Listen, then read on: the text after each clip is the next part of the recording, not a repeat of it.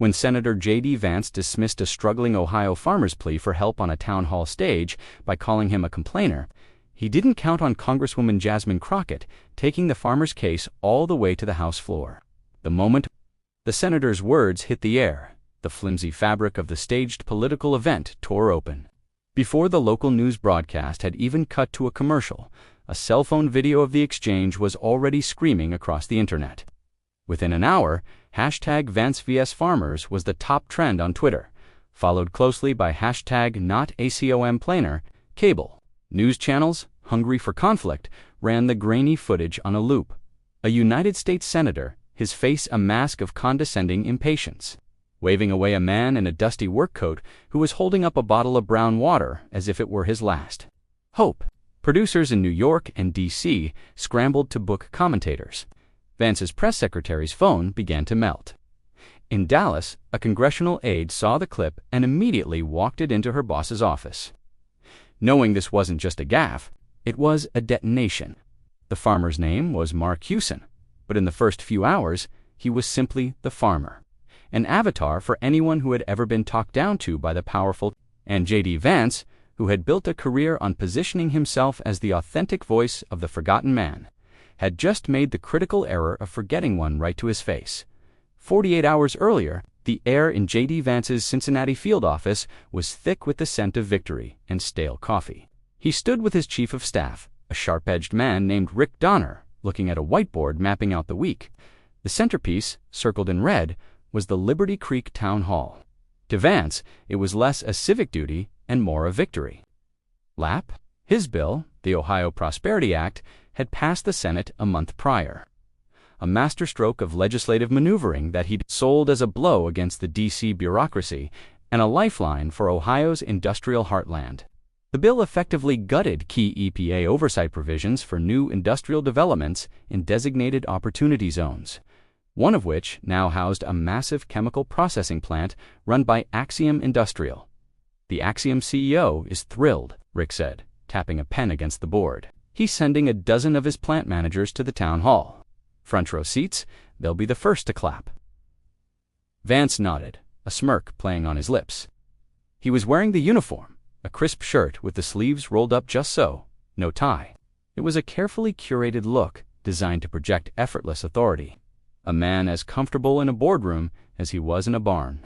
And the opposition? Vance asked, though he sounded bored by the question. The usual suspects, Rick scoffed. A handful of environmental nuts from Oberlin, some local farmers who are scared of progress. Their big complaint is about water runoff. It's nothing. Axiom's internal reports are clean. Rick didn't mention that Axiom's reports were self-generated. A key provision of the new law, Vance picked up a copy of his own book, Hillbilly Elegy, from the corner of a desk, weighing it in his hand. They think I'm one of them until they have to make a sacrifice, he said, more to himself than to Rick. They want the jobs, but they don't want the smokestacks. They want the future, but they're terrified to leave the past. They don't understand. This is how you win. You make the hard choice, you adapt. You put the book down, let them complain. It'll make for a good soundbite. Me, listening patiently to the concerns of my constituents. His confidence was absolute. A hardened shell built from favorable polling and a national profile that made him feel untouchable in a high school gymnasium in a forgotten corner of his own state. At that same moment, nearly 500 miles away, in a sterile D.C. office, Congresswoman Jasmine Crockett was not thinking about Ohio. Her focus was a thick legal brief detailing the closure of polling places in rural Texas counties. Her aide, Shonda Kinley, a woman who moved with a quiet urgency and saw political maneuvering in her sleep, stood across the desk, holding a tablet. I know you're deep on the voting rights brief, but you need to see this, Shonda said. She didn't wait for an answer, just turned the tablet around. On the screen was the text of the Ohio Prosperity Act. Crockett read through the key provisions, her brow furrowing. Her background as a civil rights attorney and public defender had trained her to see the architecture of injustice, the way laws could be written to sound like opportunities while functioning as traps. Designated opportunity zones, she'd read aloud, waivers for preliminary environmental impact studies, corporate self-reporting. This is a blank check. JD Vance is calling it the new blueprint for American industry, Shonda said. He's already talking to senators from a few other states about replicating it. Arizona, Louisiana, Texas. Crockett's head snapped up. Texas. A few of our state reps have had informal conversations, Shonda confirmed. They see it as a way to fast-track petrochemical plants along the Gulf Coast. Crockett leaned back in her chair, her eyes fixed on the text of the bill. This was how it started. A policy that seemed remote, affecting people in another state, suddenly becomes a virus. Infecting the laws in your own backyard, and water was being legislated away for corporate profit, just as a citizen's right to vote was being chipped away for political gain. It was the same playbook, using the language of populism to gut protections for the very people he claims to represent, Crockett said, her voice low and steady. It wasn't the heated tone she used in committee hearings. It was the cold, analytical voice of a lawyer. Building a case, he's counting on no one reading the fine print. He's counting on the people getting rolled over to be too poor, too disconnected to fight back. He's doing a town hall in Liberty Creek on Wednesday to celebrate the Axiom plant opening, Shonda offered. It'll be on a local news. Livestream Crockett was silent for a long moment. It wasn't her state. It wasn't her fight. Getting involved would be seen as an overreach, a partisan attack. But she couldn't shake the image of the legislative language, the way it so cleanly and clinically stripped citizens of their power. Send me the link for the live stream, she said, turning her attention back to the Texas voting brief. I want to see who shows up. I want to see if anyone is willing to call him on it. She didn't know then that she was preparing for a battle she hadn't intended to join. Drawn in not by political strategy, but by the familiar, infuriating elegance of a well-crafted injustice. She knew the pattern. All she needed was a name, and a face to attach it to. The gymnasium at Liberty Creek High School smelled of floor wax and simmering resentment. The bright blue and gold banners of the Fighting Hornets seemed to mock the grim-faced residents who sat on the hard wooden bleachers.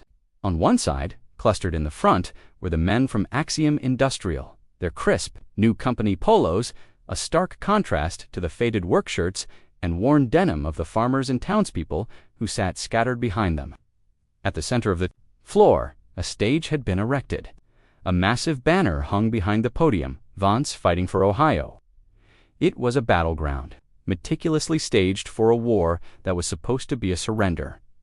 JD Vance strode onto the stage to a robust, if concentrated round of applause, led by the Axiom contingent.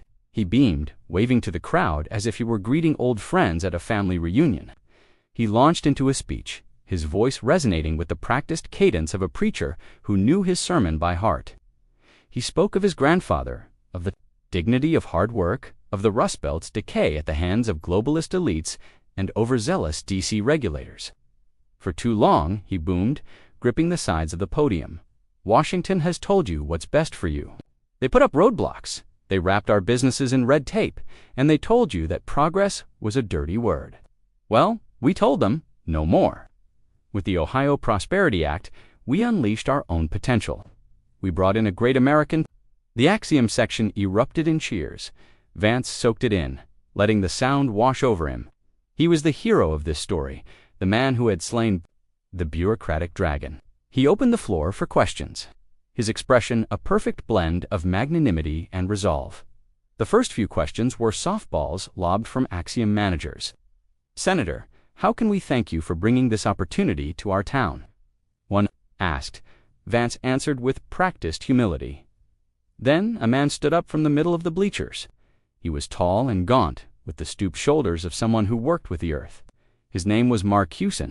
In his left hand, he held a clear plastic water bottle, but the liquid inside was anything but. It was a sickly, murky brown, with a faint, oily sheen that caught the harsh gym lights. He walked slowly to the microphone, set up in the aisle, his boots echoing on the polished floor. Senator Vance, he began, his voice rough, unaccustomed to public speaking. My name is Mark Hewson. My family has farmed the land just east of the new Axiom plant for 110 years. It's all I've ever known. He paused, swallowing hard. The gym had gone quiet. Since the plant went operational 2 months ago, my water has started to look like this.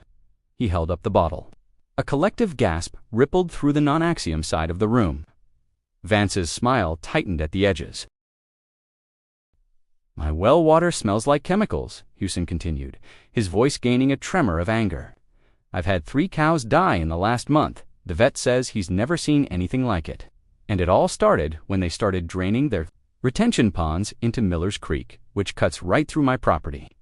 Vance held up a hand, his expression shifting from patient leader to concerned father figure.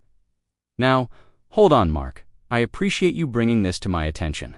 But Axiom is one of the most technologically advanced facilities in the country. They have assured me, personally, that their operations are clean and that they meet all the necessary standards.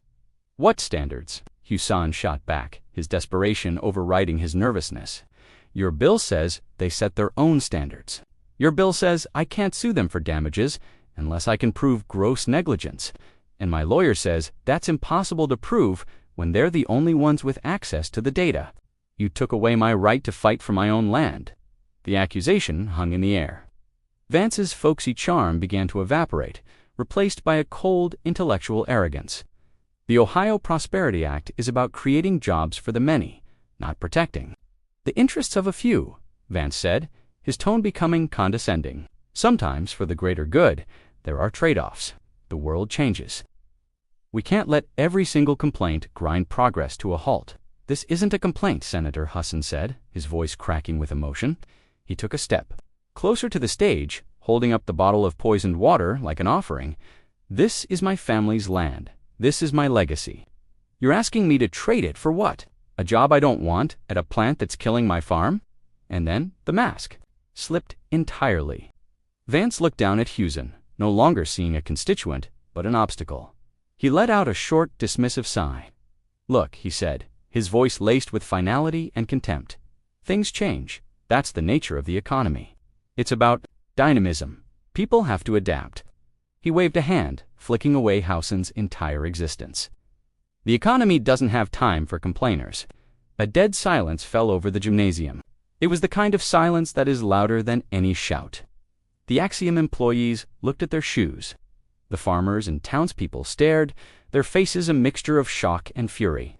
Mark Hewson just stood there, his arms still outstretched, the bottle of brown water looking small and pathetic in the cavernous room. He looked less like a man who had lost an argument and more like a man who had been told he no longer existed. On a laptop screen in a quiet D.C. office, Jasmine Crockett watched the exchange, her face impassive. She saw Vance's dismissive wave, heard the word complainer, and saw Mark Hewson's shoulders slump in defeat. She didn't move. She just watched as the livestream camera lingered on Hewson for a moment too long before cutting back to the senator, who was already calling for the next question as if nothing had happened. Shonda was standing beside her. There it is, Shonda whispered. Crockett closed the laptop. The quiet in her office was a world away from the stunned silence in the Ohio gym, but it was just as heavy. She looked at her aide, her eyes now burning with a cold. Clear fire. Get me everything you can find on Axiom Industrial's parent company, she said, her voice devoid of any emotion except for a chilling resolve. Check their PAC donations. Cross-reference them with every member of the Senate Commerce Committee. Find out who wrote the first draft of the Ohio Prosperity Act. And Shonda, she added, as her aide turned to leave. Find Mark Hewson. Get his number. Tell him a congresswoman from Texas saw what happened. And tell him the fight isn't over. The phone video, shot by a high school student in the third row of the bleachers, was shaky and the audio was distorted, but it was brutally clear. It hit Twitter at 8:14 p.m. By 8:45 p.m., it had 1 million views. Vance's dismissive hand wave, his use of the word complainer, was clipped, looped, and turned into a GIF that became a symbol of corporate indifference. The image of Mark Hewson standing alone with his bottle of dirty water became the movement's banner. #NoTeComplainer. Wasn't just a hashtag, it was a rallying cry. It was for the nurse whose patient load was doubled, the teacher buying her own school supplies, the factory worker whose pension had vanished. They were all Mark Hewson. Vance's office was a fortress under siege, the first attempt at damage. Control was a disaster. At 10 p.m., they released a statement calling the clip a deceptively edited smear from far-left activists that ignored the full context of the senator's remarks about the importance of economic adaptation. The internet responded by posting the full, unedited 20-minute C-SPAN clip of the exchange, which was even more damning. Vance's condescension was a slow burn, not a sudden flash. His press secretary stopped answering calls from anyone. But Fox News, Jasmine Crockett's office, by contrast, was a quiet, focused hub of activity. While the world was reacting with outrage, she was building a case. Her team worked through the night, fueled by coffee and a shared sense of purpose. They laid out Axiom's corporate structure, a complex web of shell companies and offshore holdings. They found the original draft of the Ohio Prosperity Act. Discovering it was almost identical to a model bill circulated by a corporate lobbying group funded by Axiom's parent company. The injustice wasn't just casual cruelty, it was meticulously engineered. He didn't just dismiss him, Crockett said to Shonda, looking at the flowchart of corporate influence on her monitor. He tried to erase him. He stood on a stage, in front of that man's neighbors, and told him his existence was an inconvenience to the economy. She felt a familiar anger rising, the same feeling she'd had sitting across from prosecutors who tried to dehumanize her clients to turn them into case numbers instead of people. "I have a number for the Houston farm," Shonda said, holding out a piece of paper. Crockett took it. She knew this was the critical step. It was one thing to fight a political battle from Washington. It was another to enter the life of a man whose world had just been turned upside down. She waited until the next morning, giving him a night to process the explosion he had unwillingly detonated on the Houston farm. The world had shrunk to the length of their gravel driveway. News vans were parked on the shoulder of the county road. Long camera lenses pointed at the house like sniper rifles. The phone rang incessantly. Some calls were from supporters offering money and encouragement. Others were from angry locals, accusing Mark of trying to destroy the town's one shot at a comeback. One man, who claimed to work at Axiom, told him he'd better watch his back. Mark sat at his kitchen table, staring at the foreclosure notice from the bank that had arrived in that day's mail. It wasn't a final notice, just a preliminary warning about his overdue mortgage payment. But its timing felt like a calculated blow. His wife, Sarah, a practical woman who had managed the farm's books for 20 years, was standing at the sink, her back to him. "Maybe you should have just stayed quiet, Mark," she said, her voice barely a whisper. "Maybe you shouldn't. Have gone, and what?" He shot back, his own fear making him sharp. "Just watch the cattle die. Watch our well turn to poison. This is our home, Sarah, our land. It won't be our home if the bank takes it," she said, turning around, her face pale with exhaustion and fear. "You're one man against a senator, against $1 billion company. They're calling you a liar on the news. They're threatening us. What did you think was going to happen?" I thought he would listen," Mark admitted, the fight draining out of him. "I thought if he just saw what was happening, he'd have to do something." He looked down at his calloused hands that had fixed fences and delivered calves and pulled his family from the soil for 3 generations. They seemed useless now. The phone rang again.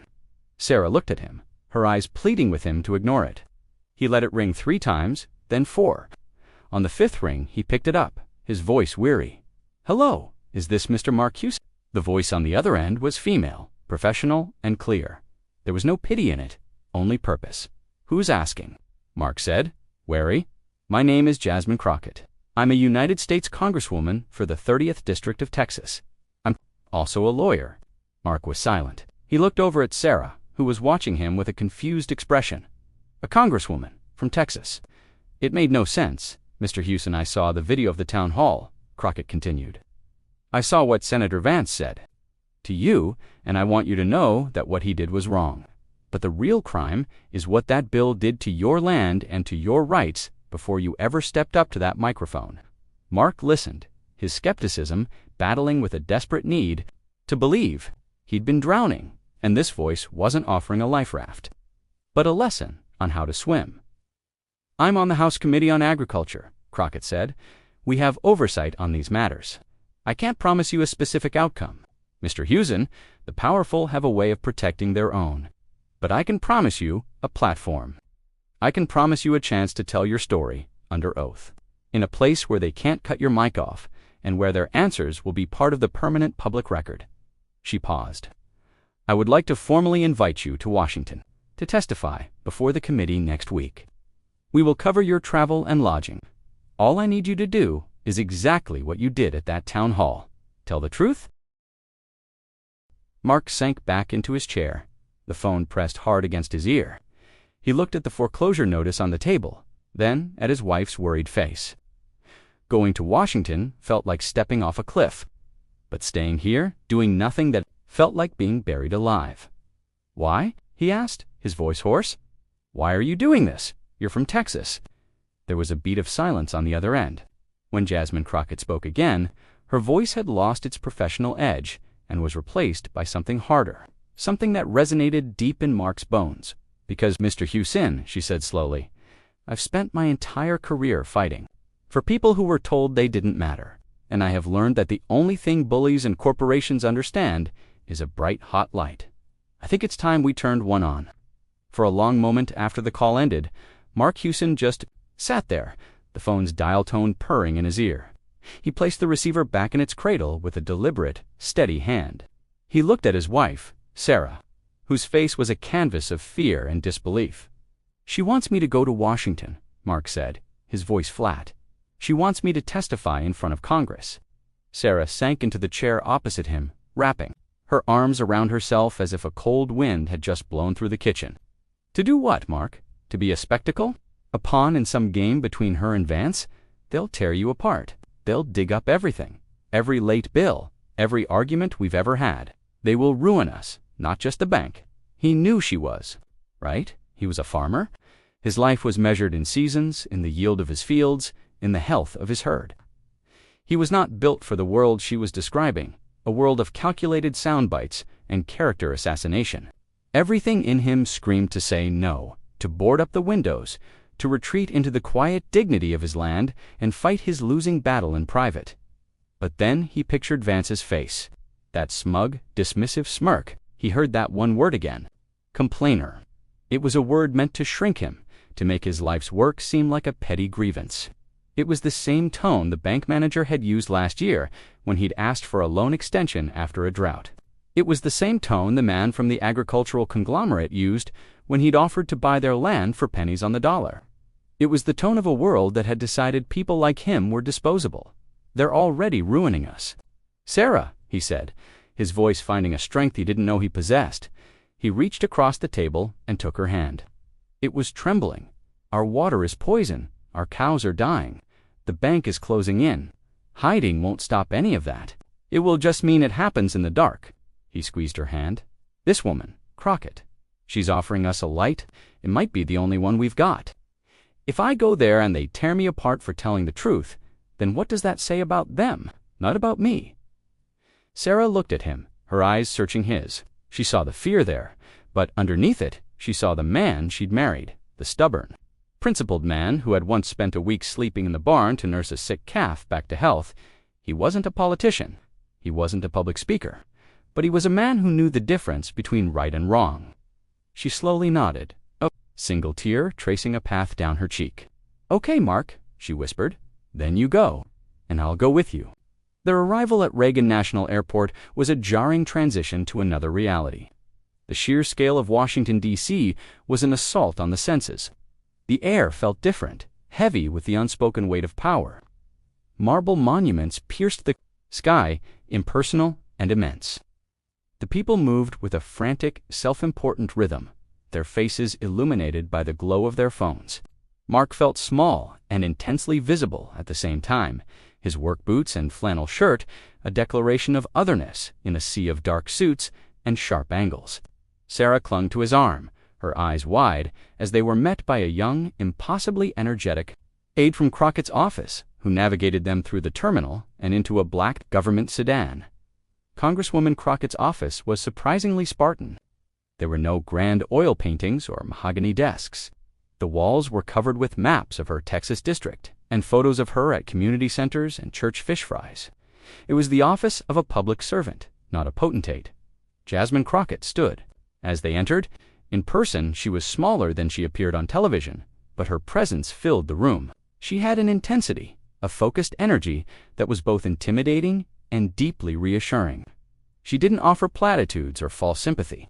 She shook their hands firmly, looked them both directly in the eye, and said, "Thank you for coming. I know, this isn't easy." The prep session wasn't what Mark had feared. There were no binders of talking points, no scripts to memorize. It was Crockett, Shonda, and the Howsons sitting around a simple conference table. Crockett had a legal pad in front of her, and for the first hour, she just listened. She had Mark start at the beginning, not with the town hall, but with his grandfather buying the farm. She asked about his soil, his herd, the day he first noticed the smell in the water. She was a lawyer, patiently gathering the facts of a case, building a foundation of truth. They will try to make this complicated, Crockett told him, her pen tapping on the notepad. They will talk about parts per million and regulatory statutes and economic impact models. That's their turf. They want to pull you into a fight where you don't know the language. Your job is to not let them. She leaned forward. Your turf is your farm. Your turf is your water. Your turf is your dead cattle. That's the language you know. You stick to it. You are not a scientist. You are not an economist. You are a farmer. You are a citizen. You are the man they poisoned. Don't ever let them make you forget that. She slid the legal pad across the table. On it, she had written a few simple headings. The farm before Axiom. The changes I saw. The questions I asked. The answers I got. This is your story, she said. Just tell it. She then turned to Sarah, who had been silent throughout the meeting. Mrs. Hewson, Crockett said, her tone softening. I know you're worried. I want you to know that our office has a security protocol. You will be escorted to and from the hearing. The hearing room itself is secure. But I won't lie to you. The rhetoric is going to be ugly. My best advice is to ignore it. Don't watch the news. Don't read the comments online. Just focus on him. He's the mission right now. In that moment, Sarah saw past the Congresswoman. She saw a woman who understood what it meant to be in a fight, who knew the cost of it, not just in political terms, but in human ones. For the first time since this nightmare began, Sarah felt a flicker of something that wasn't fear. It felt like hope. That hope, however, was a fragile thing in the face of the storm Crockett was weathering. The Democratic leadership was not universally pleased with her crusade. The day before the Hewsons arrived, she was called into the office of the House Majority Whip, a man whose political calculus was legendary. Jasmine, what are you doing? The whip asked, leaning back in his leather chair, his hands steepled. You're giving Vance a national platform to play the victim. You're turning a local Ohio issue into a partisan circus. The polling shows this could even help him with his base. They see it as the coastal elite, personified by a liberal congresswoman from Texas, attacking their champion. It's bad optics. Crockett stood her ground. With all due respect, sir, this stopped being about optics when a man's well-water turned brown. She countered, her voice low but unyielding. And it stopped being a local Ohio issue the moment Vance and his corporate backers decided to make this bill a template to roll out across the country. My constituents in Texas who live near refineries and chemical plants don't have the luxury of calling this a local issue. This is their future too. Some things aren't about partisan calculus. This is one of them. The whip side, a long, weary sound. Be careful, Jasmine. You're making powerful enemies, and they don't play by the rules. She was already well aware of that. The threats had escalated exponentially. Shonda had installed a new filtering system on their email server, but still, the poison got through.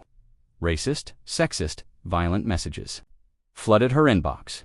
One email contained a photo of her house from Google Maps with a red target drawn over it. Shonda had quietly forwarded it to the Capitol Police. That night, exhausted, Crockett called her mother in St. Louis. It was a ritual, a way of touching ground. Her mother, a woman with a core of steel and a deep faith, listened patiently as Jasmine recounted the week's events. I'm proud of you, baby, her mother said when she was done. You've always stood up for the little guy. That's how I raised you. There was a pause, but I'm worried. The people you're fighting, they're full of hate. I see that man Vance on the TV, and his eyes look cold. You can't save everyone, Jasmine, and I don't want to see you get hurt. I'm not trying to save everyone, Mama, Crockett said, rubbing her tired eyes. I'm trying to stop a fire from spreading. If they can get away with this in Ohio, they'll do it in Texas.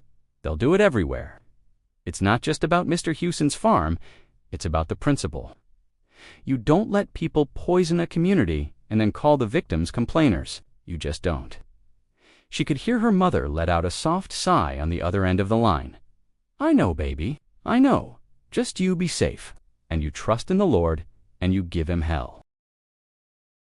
Meanwhile, JD Vance was doing just that. He was livid. Crockett's move had caught him completely off guard. He and Rick Donner were huddled in his Senate office, the television tuned to CNN, where a legal analyst was praising Crockett's brilliant use of committee oversight to reframe the narrative. "She's turning this into a trial, and I'm not even in the room," Vance snarled, pacing in front of the window. "She's making that farmer into some kind of folk hero. We have to discredit him now." Their counterattack was swift and vicious. Within hours, a story appeared on a prominent conservative news website headlined, "The Farmer or a Fraud?" Ohio man set to testify against Vance has history of disputes, financial trouble.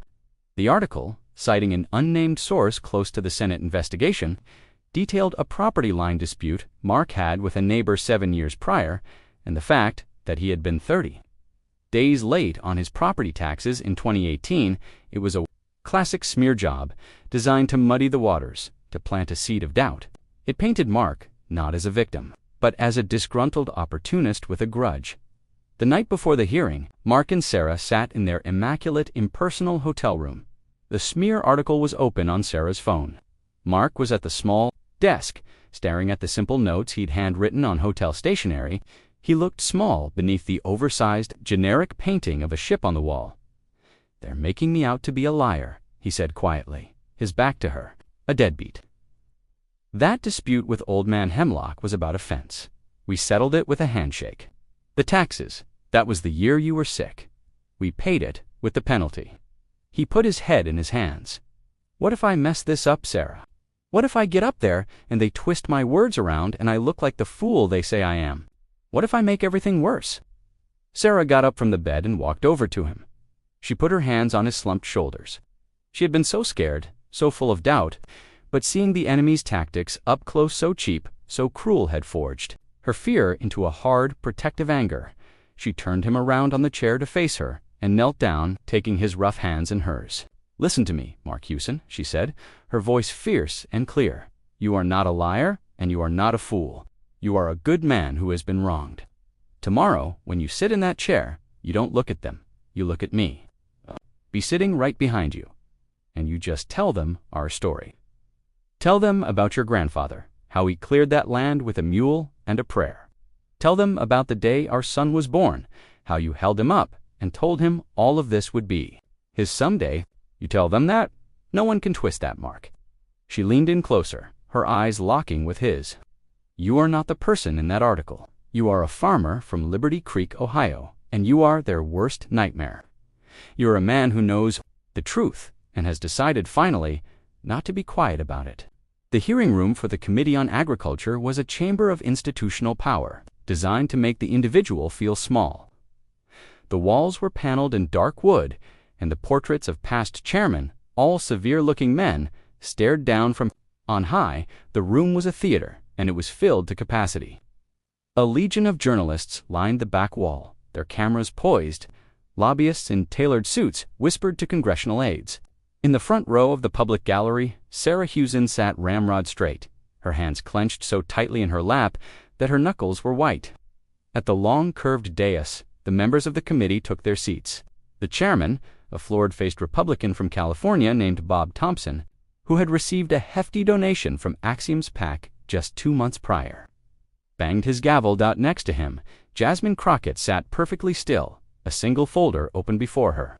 She radiated a calm, focused intensity that seemed to bend the space. Around her, further down the line, sat Franklin Hayes, the senior Republican from Iowa. He was a relic from another era, a stern Bible-quoting farmer who had served in Congress for 30 years. He distrusted corporations, government, and most of modern life with equal fervor. His face was an unreadable mask as he surveyed the room over the top of his spectacles.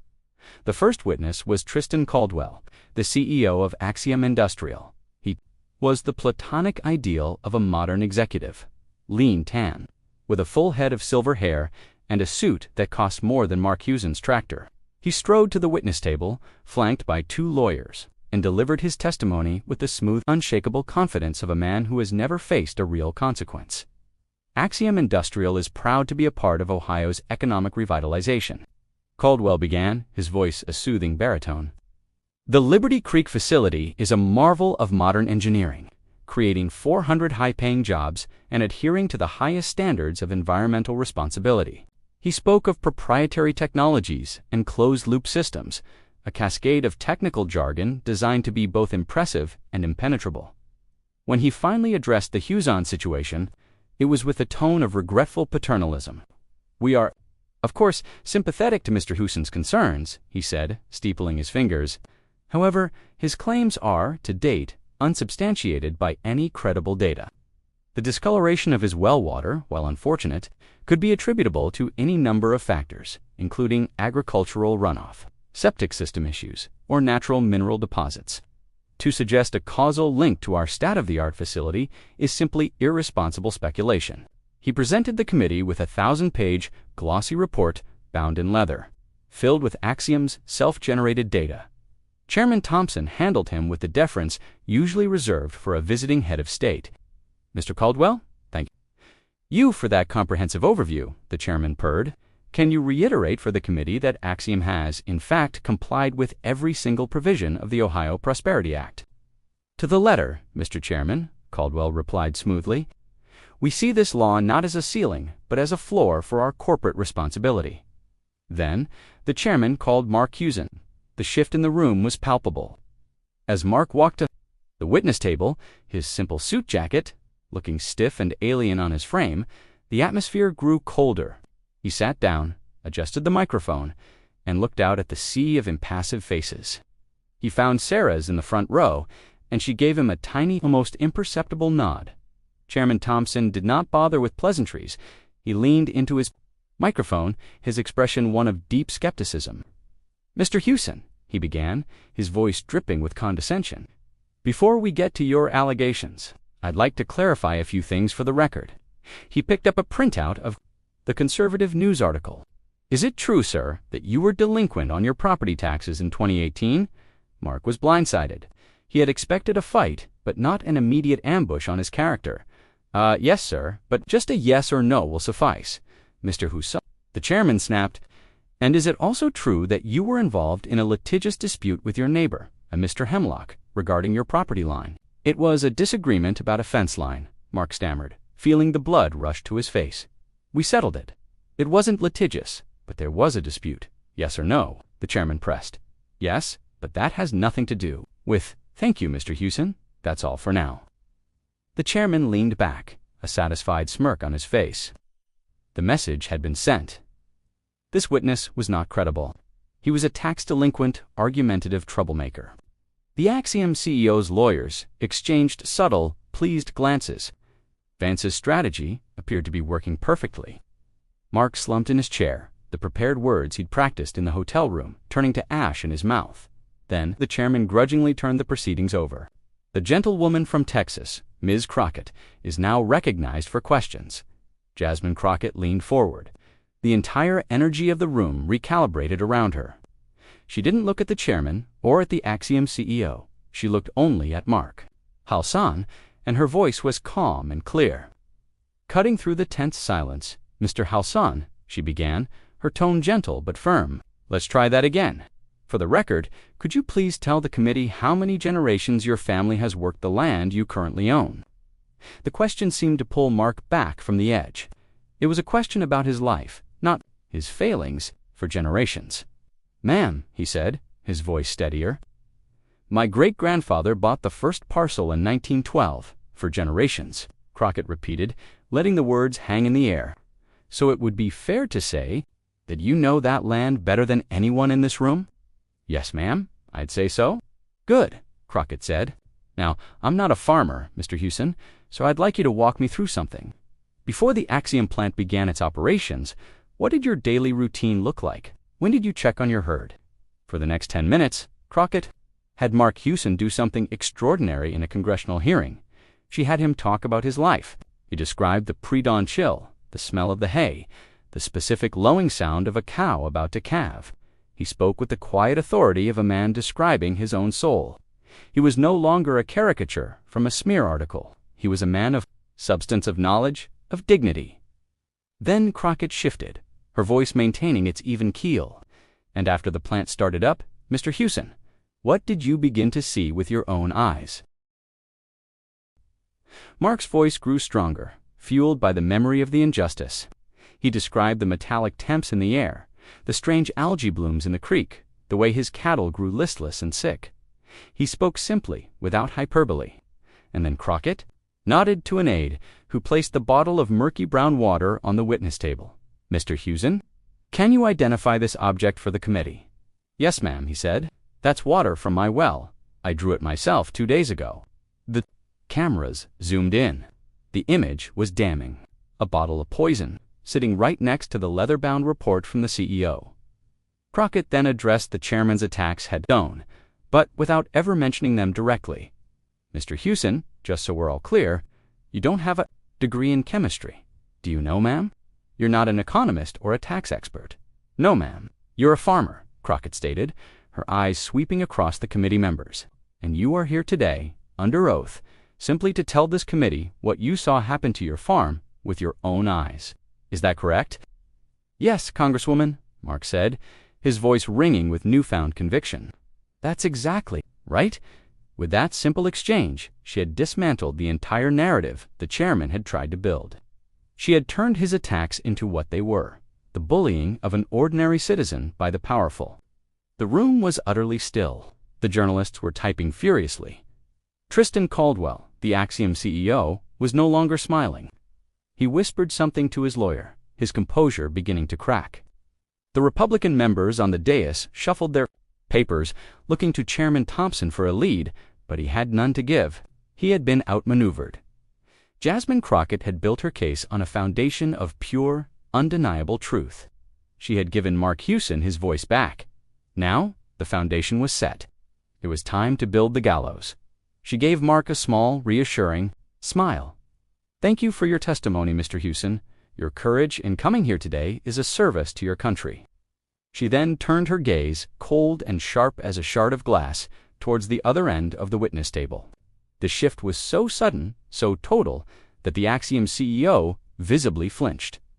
Mr. Caldwell, she said, her voice dropping into a register that promised no mercy. I have a few questions for you now. The air in the room crackled. Tristan Caldwell squared his shoulders, trying to reclaim the effortless superiority he had projected just minutes before. He saw Crockett not as a legislator, but as a hostile litigator, and his jaw tightened. Mr. Caldwell, Crockett began, her voice dangerously soft, you've provided the committee with this very handsome report. She gestured to the leather-bound volume on his table. It concludes that Axiom is not responsible for any contamination on Mr. Hewson's property. Is that correct? Our data indicates that is the case. Yes, Caldwell said, his voice stiff. Your data, Crockett repeated. Let's talk. About that, this report was commissioned by Axiom Industrial, was it not? We believe in thorough internal reviews, yes, and it was paid for by Axiom Industrial.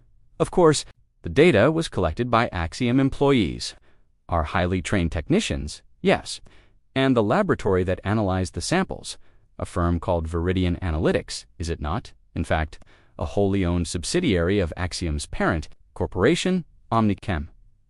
A flicker of panic appeared in Caldwell's eyes. He glanced at his lawyer, who gave a nearly imperceptible shake of his head. Viridian is a respected, independent entity within our corporate structure, so independent that its CEO sits on your board of directors. Crockett shot back, not missing a beat. She didn't need him to answer. She had just invalidated his entire 1,000-page report with 4 questions. She turned from the report to the law itself, and a large screen behind the dais lit up with the text of the Ohio Prosperity Act. Let's talk about the law. That makes your internal reviews so convenient, Crockett said, pointing to a highlighted section. Section 4, subsection B, it explicitly waives the requirement for a preliminary, independent environmental impact study for any corporation operating in a designated opportunity zone.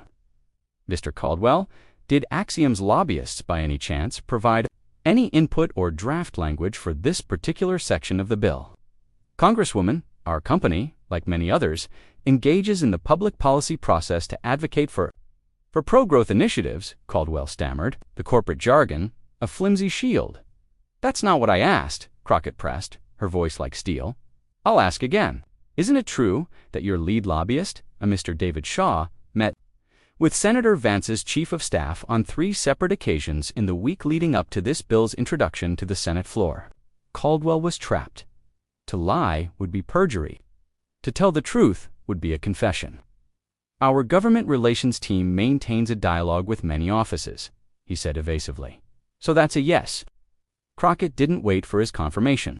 She had him. She had the corrupt law and the fraudulent report. Now she brought it all back to the man sitting just a few feet away from the CEO. Mr. Caldwell, let's set aside the lobbying and the corporate-toned labs for a moment. Let's talk in plain English. Mr. Hewson's water, the water his family drinks and his cattle depend on, is brown.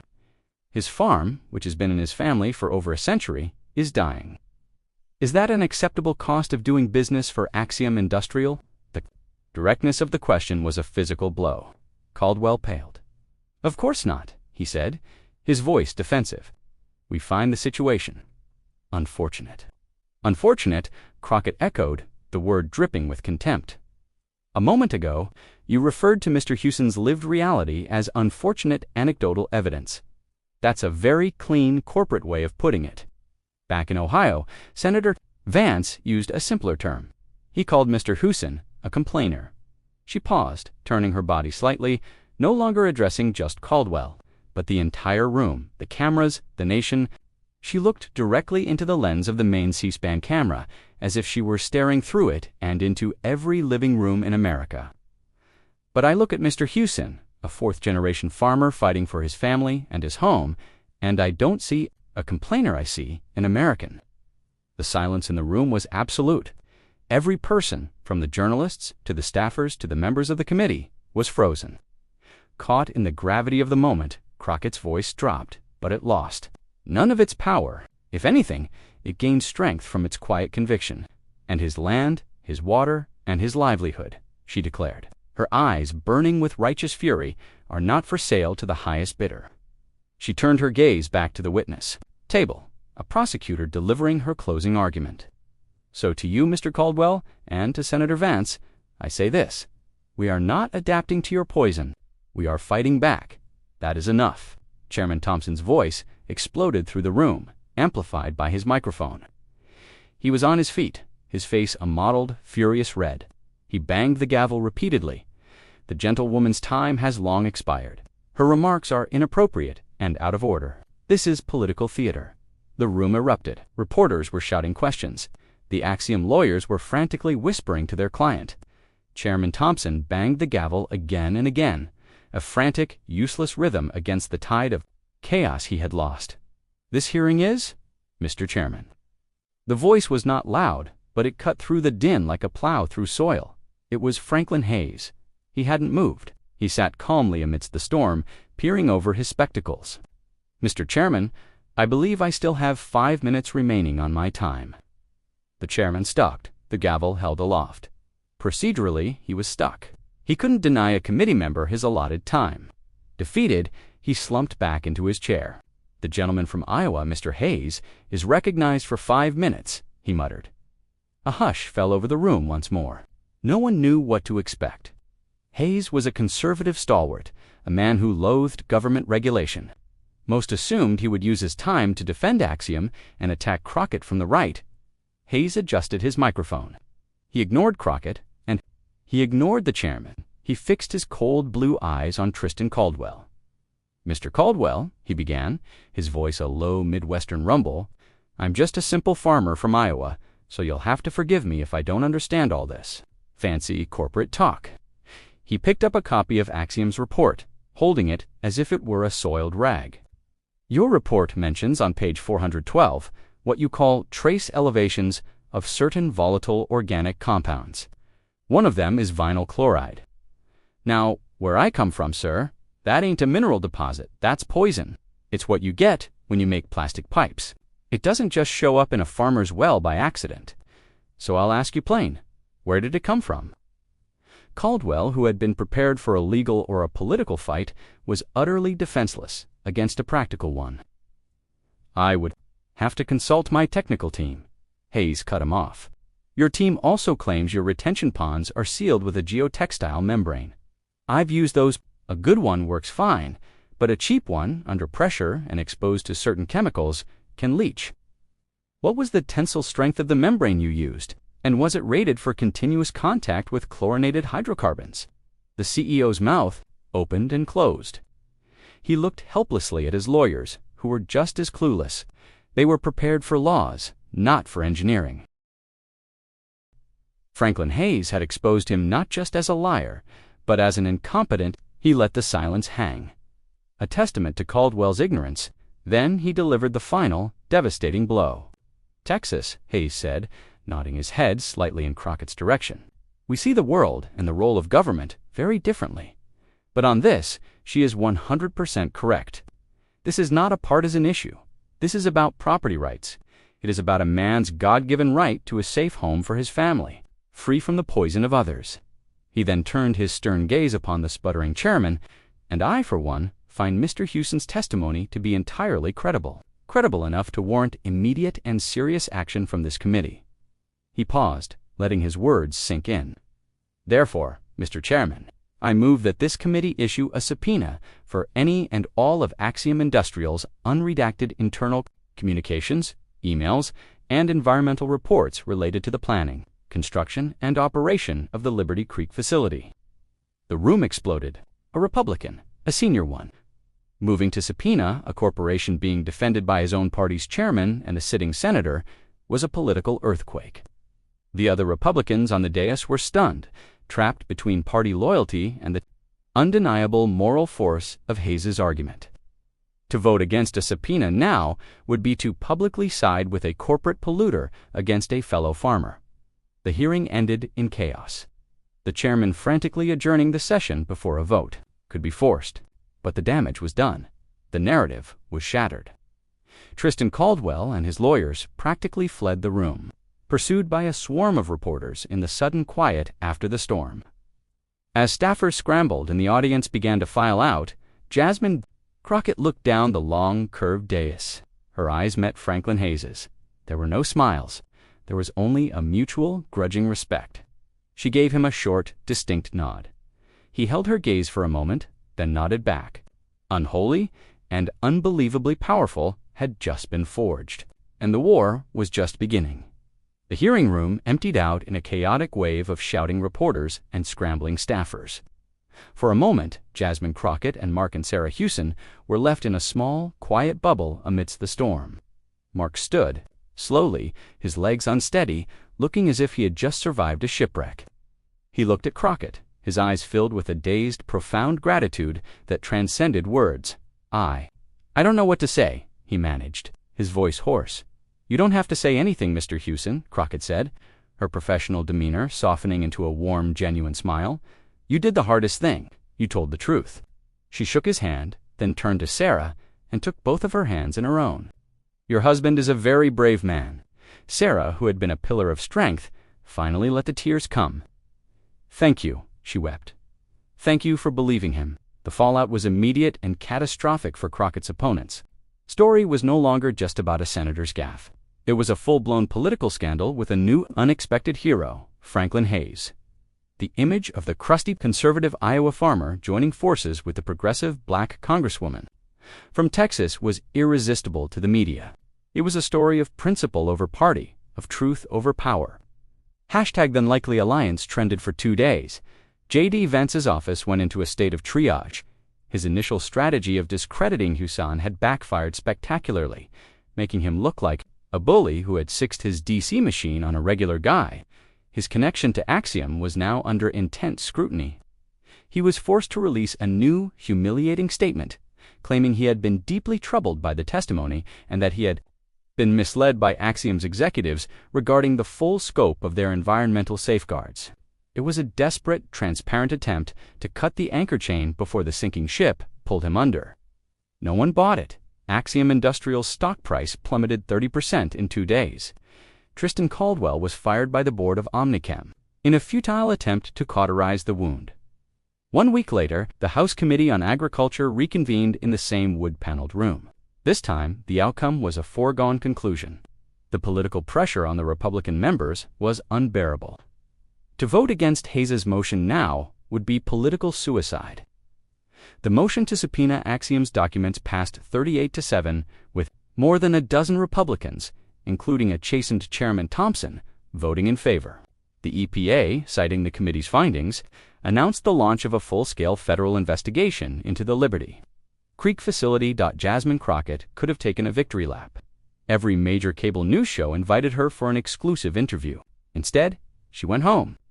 She went back to her district in Dallas and held a town hall, not in the Grand Hall, but in the gymnasium of a local high school, the same kind of venue where Mark Hewson's ordeal had begun.